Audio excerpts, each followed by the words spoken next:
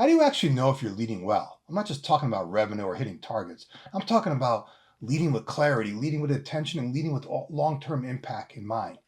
Because here's the truth, most senior leaders measure the business, but not their leadership. And if you're not tracking your leadership, you can't improve it. So today I'm breaking down 5 key leadership KPIs the best executives track so you can scale your leadership in the same way you scale your business. Let's dive in.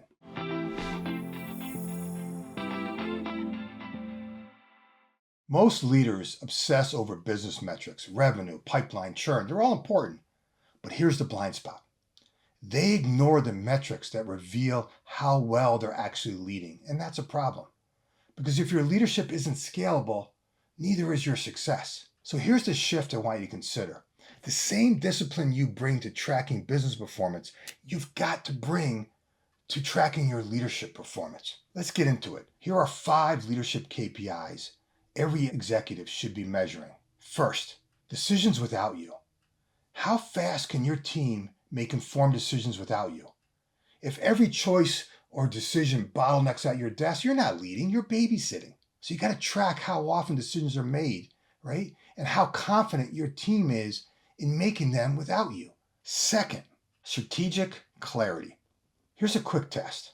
If you ask each leader in your team to name the top 3 priorities right now for the business, will they all say the same thing? Because if there's misalignment at the top, guess what? There's a really good chance there's misalignment everywhere else. Strategic clarity isn't about repeating some fancy vision statement. It's about making sure your team is aligned to what matters most. Because confusion at this level doesn't just get fixed with more check-ins. It gets fixed with clarity. So ask yourself, are my leaders clear on the mission and how the lane they're leading drives our mission forward? Third, leadership bench strength. Years ago, I worked with a senior leader who was just so proud of being the go-to for everything. He was smart, he was capable, but he was involved in every move in the business. When he went on vacation, and all progress stalled. His team froze, not because they were incompetent, but because no one was empowered to lead. That's a wake-up call. You can't scale if you're the only one who can lead the business or make a decision. This metric is about building leadership depth throughout the business. Who on your team can step up right now, right?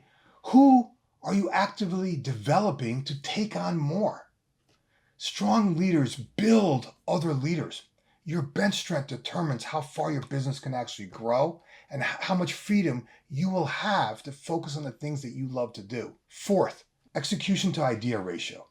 High performers just love ideas, but leadership isn't about ideation. It's about turning the right ideas into results. So here's a powerful metric. How many of the ideas that your team discusses actually get executed on? Because if your meetings are full of brainstorming but light on follow through, it's a time to close that gap. Because motion isn't the same as momentum. And energy without execution, that's just noise. The best leaders don't just spark ideas, they build teams that know how to execute on them. Lastly, strategic time allocation. If I looked at your calendar right now, would it reflect your top priorities? Because here's the truth. Most leaders say they're focused on strategy, but their calendar tells a different story. Back-to-back meetings, no space to think, right? This metric is simple, but it's revealing. How much of your time is spent on forward-thinking work? Are you protecting time for deep focus, or are you just reacting all day? Your time is your most valuable asset. How you spend it reveals what really matters most. Leadership isn't just about showing up. It's about sharpening how you lead and being intentional with what you track. If your team is stuck in bottlenecks, lacks depth, or spins ideas without action, start with the metrics we covered today. Because the right metrics don't just improve performance, they expose blind spots, they clarify priorities, and they create alignment across the board. None of them require fancy dashboards.